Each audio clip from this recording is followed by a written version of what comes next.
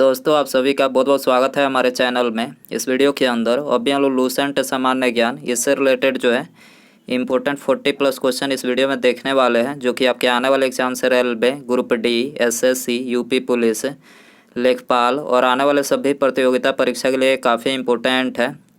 तो दोस्तों आप इस वीडियो को बहुत ध्यान से लास्ट तक देखिए। चैनल पर नया है तो चैनल को सब्सक्राइब कर बेल आइकन यानी जो घंटी का निशान है इसे ज़रूर से ऑन कर दें, ठीक है। और ये टोटल जो 40+ क्वेश्चन है, आप इनमें से कितने क्वेश्चन सही कर पाते हैं अपना स्कोर कमेंट बॉक्स में ज़रूर बताएं। तो चलिए शुरू करते हैं। देखिए यहाँ पर हमारा पहला क्वेश्चन दिया गया है, जंक ईमेल को डैश के रूप में भी जाना जाता है। जंक ईमेल को डैश के रूप में भी जाना जाता है। तो देखिए इसको जो है स्पैम के रूप में, जंक ईमेल को स्पैम के रूप में जाना जाता है। करेक्ट आंसर सी हो जाएगा। स्पैम की बात करें तो देखिए स्पैम जो है एक ही विषय पर बार बार मैसेज को किसी व्यक्ति के पास भेजना स्पैमिंग कहलाता है, ठीक है। आपको याद रखना है, एक ही विषय पर बार बार मैसेज को किसी व्यक्ति के पास भेजना क्या कहलाता है? स्पैमिंग कहलाता है। स्पैमिंग मेल का जो मुख्य उद्देश्य होता है यूजर के कंप्यूटर का डाटा जो होता है उसको चोरी करना होता है। स्पैम से बचने के लिए मतलब इसके उपाय हमने यहाँ पर लिख रखे हैं, ठीक है। तो देखिए इससे बचने के लिए पहला उपाय है लिंक्स क्लिक न करें, पासवर्ड साझा न करें, एंटीवायरस अपडेट रखें, सिक्योर प्रोटोकॉल का इस्तेमाल करना चाहिए, ठीक है। ये यहाँ पर 4 जो है इससे बचने के उपाय है, ठीक है। आपको याद रखना है। क्वेश्चन नंबर 2 है, मानव शरीर में आरबीसी का क्या कार्य है? आरबीसी यानी रेड ब्लड सेल, ठीक है। रेड ब्लड सेल इसका जीवन काल होता है 100 से 120 दिनों का। 100 से लेकर 120 दिनों तक जो है इसका जीवन काल होता है आरबीसी का। और इसके कार्य क्या है? तो देखिए इसका जो मुख्य कार्य है वो है शरीर की कोशिकाओं को ऑक्सीजन प्रदान करना। शरीर की कोशिकाओं को ऑक्सीजन प्रदान करना जो है इसका मुख्य कार्य है। आंसर हो जाएगा बी। क्वेश्चन नंबर 3 है, निम्नलिखित को आरोही क्रम में व्यवस्थित करें। आरोही मतलब होता है बढ़ते क्रम में, ठीक है। बढ़ते क्रम में व्यवस्थित करना है। तो देखिए सबसे पहले जो है किलोबाइट होगा।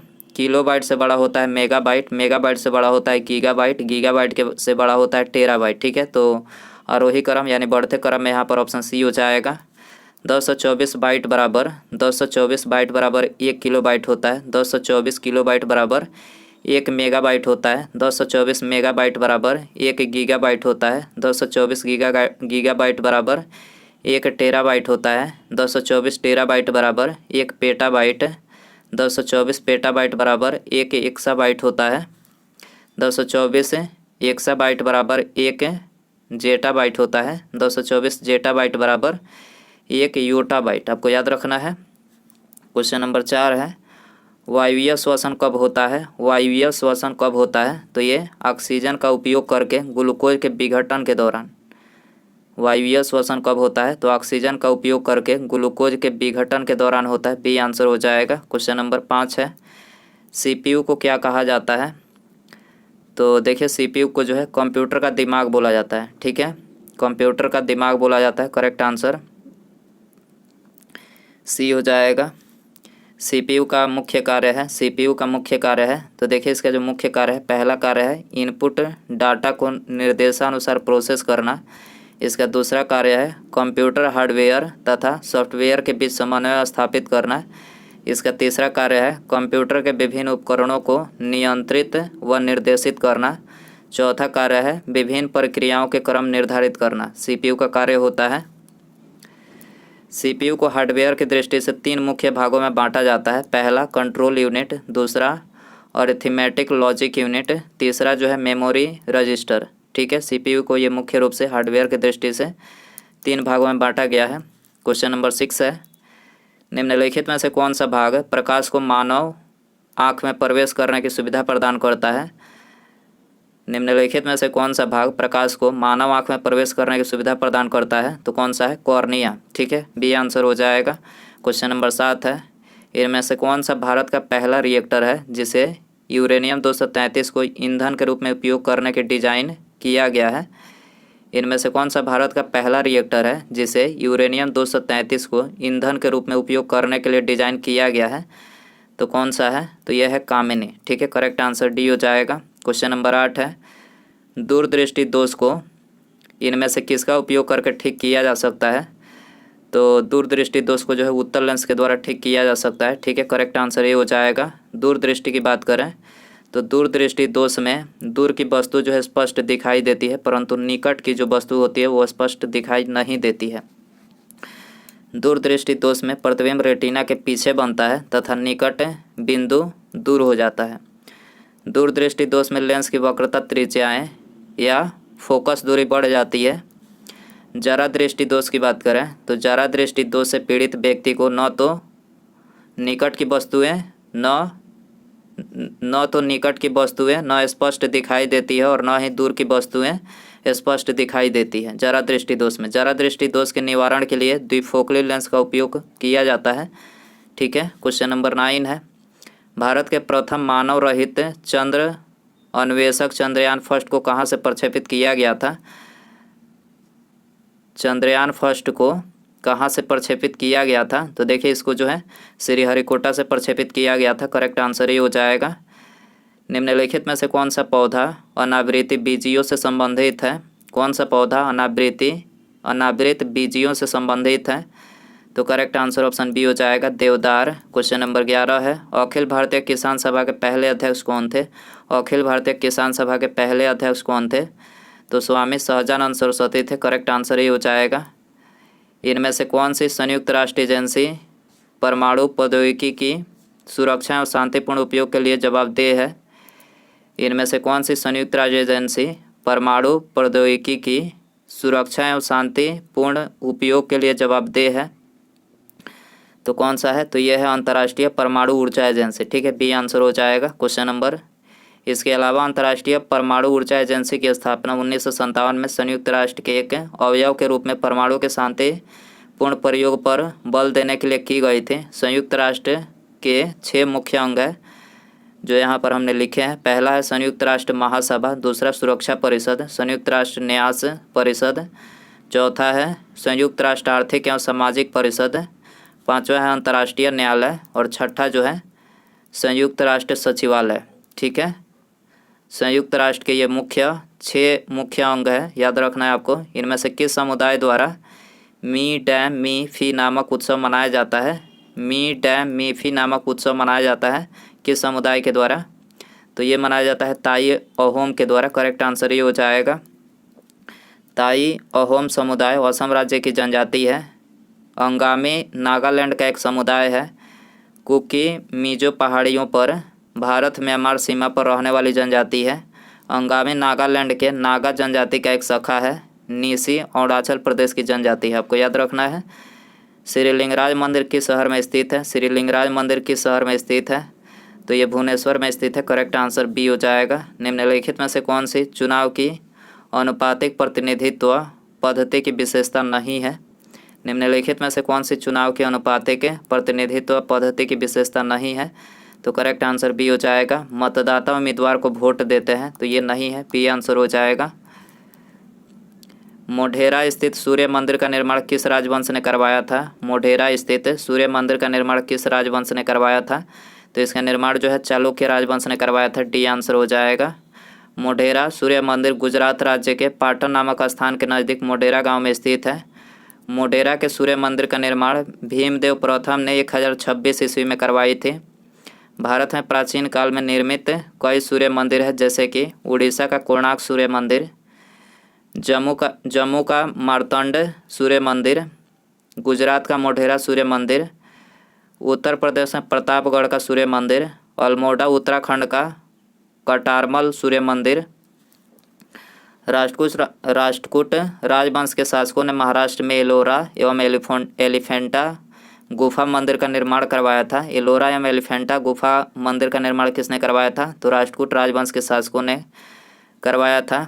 राष्ट्रकूट राजवंश की स्थापना दंती दुर्ग ने 753 ईस्वी में स्थापित की थी। राष्ट्रकूट की राजधानी मान्यखेड़ थी। याद रखना है आपको। विश्व छात्र दिवस कब मनाया जाता है? विश्व छात्र दिवस कब मनाया जाता है? तो ये 15 अक्टूबर को मनाया जाता है। करेक्ट आंसर सी हो जाएगा। क्वेश्चन नंबर देखिए, विश्व छात्र दिवस की बात करें तो APJ अब्दुल कलाम के जन्म दिवस के रूप में इसे मनाया जाता है। वर्ष 2010 में जो है विश्व छात्र दिवस मनाने की घोषणा संयुक्त राष्ट्र संघ ने की थी। 18 दिसंबर को अल्पसंख्यक अधिकार दिवस तथा और भी भाषा दिवस मनाया जाता है कब? 18 दिसंबर को। 17 दिसंबर को विश्व रोगी सुरक्षा दिवस मनाया जाता है।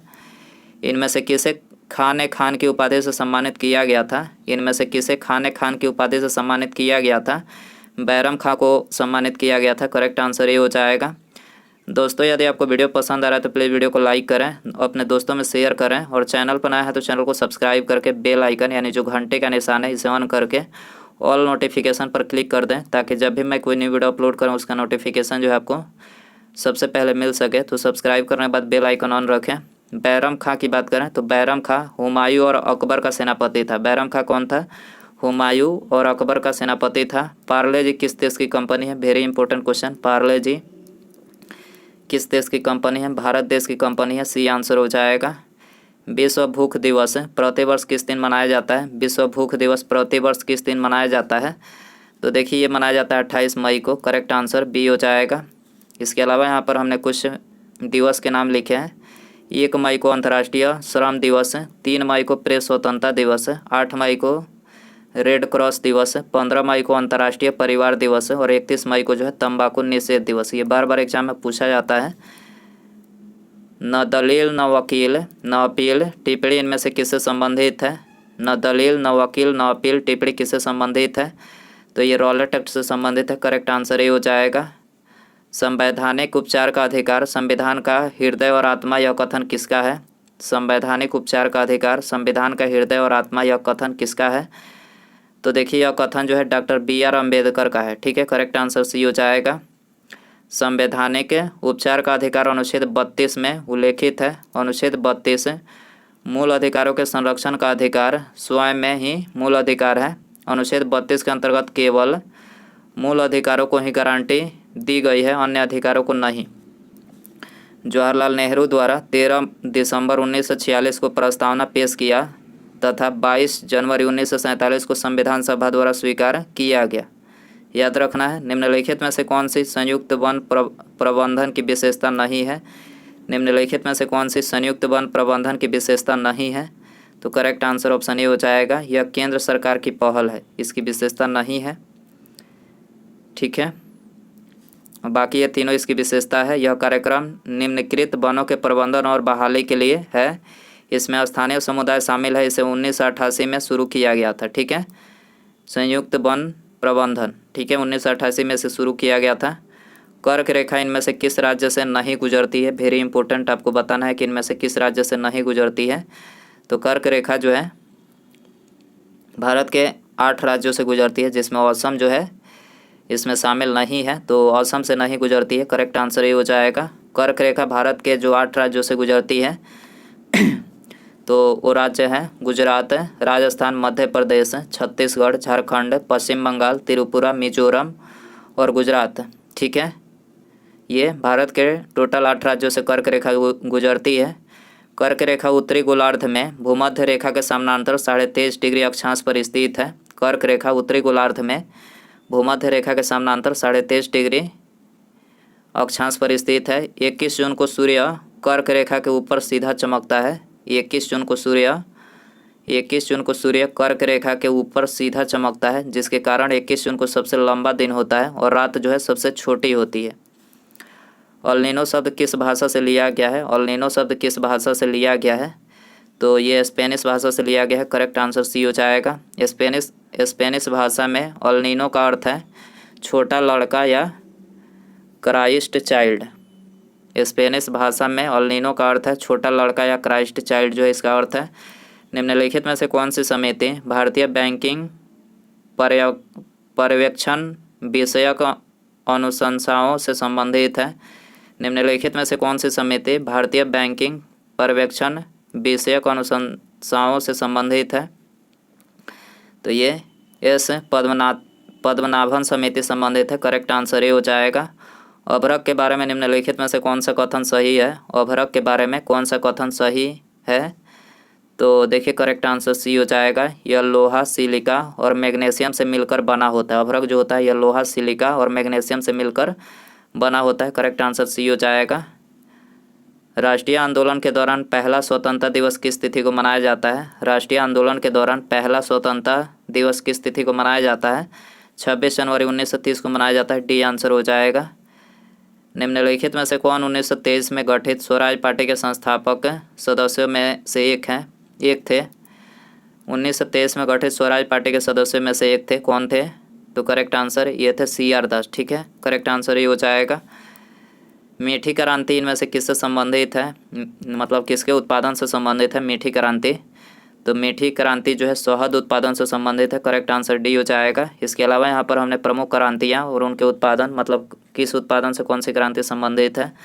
तो पहला दिया गया है श्वेत क्रांति, ये दुग्ध उत्पादन से संबंधित है। नीली क्रांति मत्स्य उत्पादन। गुलाबी क्रांति झींगा मछली उत्पादन। लाल क्रांति मांस टमाटर उत्पादन से संबंधित है। गोल क्रांति आलू उत्पादन से।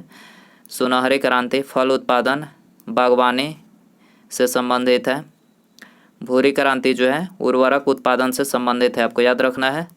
निम्नलिखित में से किस भारतीय राज्य में नाभिकीय संयंत्र स्थित नहीं है? किस भारतीय राज्य में नाभिकीय संयंत्र स्थित नहीं है? तो बिहार में नहीं है। करेक्ट आंसर डी हो जाएगा। भारत ने डैश में पहली बार टोक्यो प्रोटोकॉल पर हस्ताक्षर किए और अपना समर्थन दिया। तो भारत ने जो है कब दिया? तो ये अगस्त 2002 में दिया। ठीक है, करेक्ट आंसर सी हो जाएगा। भारत के मुख्य चुनाव आयुक्त और चुनाव आयुक्तों की नियुक्ति कौन करता है? तो मुख्य चुनाव आयुक्त और चुनाव आयुक्तों की नियुक्ति जो है भारत के राष्ट्रपति के द्वारा किया जाता है। करेक्ट आंसर सी हो जाएगा।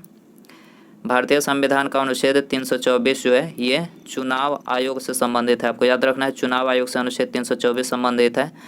चुनाव आयोग मुख्य चुनाव आयुक्त एवं अन्य चुनाव आयुक्तों से मिलकर बनता है। चुनाव आयोग जो है मुख्य चुनाव आयुक्त और अन्य चुनाव आयुक्तों से मिलकर बनता है। मौसम शब्द जो कि मानसून के अर्थ में इनमें से किस भाषा से संबंधित है? तो मौसम शब्द जो है ये संबंधित है अरबी भाषा से। करेक्ट आंसर बी हो जाएगा। भारत में सूखा प्रवण क्षेत्र कार्यक्रम किस पंचवर्षीय योजना अवधि के दौरान शुरू किया गया था? तो यह शुरू किया गया था चौथी पंचवर्षीय योजना के दौरान। करेक्ट आंसर ये हो जाएगा। निम्नलिखित में से कौन सा संविधान संशोधन राष्ट्रपति को किसी भी मामले के पुनः विचार के लिए मंत्रिमंडल को भेजने की शक्ति प्रदान करता है? निम्नलिखित में से कौन सा संविधान संशोधन राष्ट्रपति को किसी भी मामले के पुनः विचार के लिए मंत्रिमंडल को भेजने की शक्ति प्रदान करता है? तो यह है 44वां संशोधन। करेक्ट आंसर डी हो जाएगा। DPT का टीका किसके सुरक्षा हेतु दिया जाता है? DPT का टीका किसके सुरक्षा हेतु दिया जाता है? तो ये दिया जाता है डिप्थीरिया कुकुर खांसी और टिटनेस। डिप्थीरिया कुकुर खांसी और टिटनेस हेतु दिया जाता है। सी आंसर हो जाएगा। क्वेश्चन नंबर 39 है, निम्नलिखित में से कौन सा मंत्रालय भारत में नागरिकता से संबंधित है? कौन सा मंत्रालय भारत के नागरिकता से संबंधित है? तो ये गृह मंत्रालय संबंधित है। करेक्ट आंसर सी हो जाएगा। संविधान के निम्नलिखित में से किस प्रावधान के अंतर्गत भारतीय संसद को नया राज्य बनाने का अधिकार है? संविधान के निम्नलिखित में से किस प्रावधान के अंतर्गत भारतीय संसद को नया राज्य बनाने का अधिकार है? तो ये भारतीय संविधान के अनुच्छेद 3 के प्रावधान के अंतर्गत। ठीक है, अनुच्छेद 3 के प्रावधान के अंतर्गत जो है भारतीय संसद को नया राज्य बनाने का अधिकार है। सी आंसर हो जाएगा। क्वेश्चन नंबर 41 है, जापान में नागासाकी पर गिराए गए बमों में कौन सा विस्फोटक प्रयुक्त किया गया था? नागासाकी में जो बम गिराया गया था उसमें कौन सा विस्फोटक प्रयुक्त किया गया था? तो उसमें जो है प्लूटोनियम प्रयुक्त किया गया था। सी आंसर हो जाएगा। 42 है, निम्नलिखित में से कौन रासायनिक उर्वरक नहीं है? निम्नलिखित में से कौन रासायनिक उर्वरक नहीं है? तो करेक्ट आंसर ऑप्शन बी हो जाएगा। सोडियम सल्फेट जो है ये रासायनिक उर्वरक नहीं है। बाकी यूरिया सुपर फास्फेट और पोटेशियम नाइट्रेट तीनों क्या है? रासायनिक उर्वरक है। उसके बाद यहाँ पर हमारा अगला क्वेश्चन है, किस फल में कीड़ा नहीं लगता है? वेरी इंपॉर्टेंट क्वेश्चन आपको बताना है, किस फल में कीड़ा नहीं लगता है, कभी कीड़ा नहीं लगता है? तो करेक्ट आंसर सी हो जाएगा। केला में जो है ये कभी कीड़ा नहीं लगता है। ठीक है, आपको याद रखना है। सी आंसर हो जाएगा। तो दोस्तों ये थे लूसेंट सामान्य ज्ञान के इंपॉर्टेंट 40+ क्वेश्चन। आई होप ये वीडियो आपको पसंद आया रहेगा। पसंद आया तो प्लीज़ वीडियो को लाइक करें, अपने दोस्तों में शेयर करें और चैनल पर आए हैं तो चैनल को सब्सक्राइब करके बेल आइकन ऑन करके ऑल नोटिफिकेशन पर क्लिक कर दें, ताकि जब भी मैं कोई नई वीडियो अपलोड करूं उसका नोटिफिकेशन आपको सबसे पहले मिल सके। ठीक है, तो मिलते हैं अगले वीडियो में। नमस्कार, जय हिंद, जय भारत।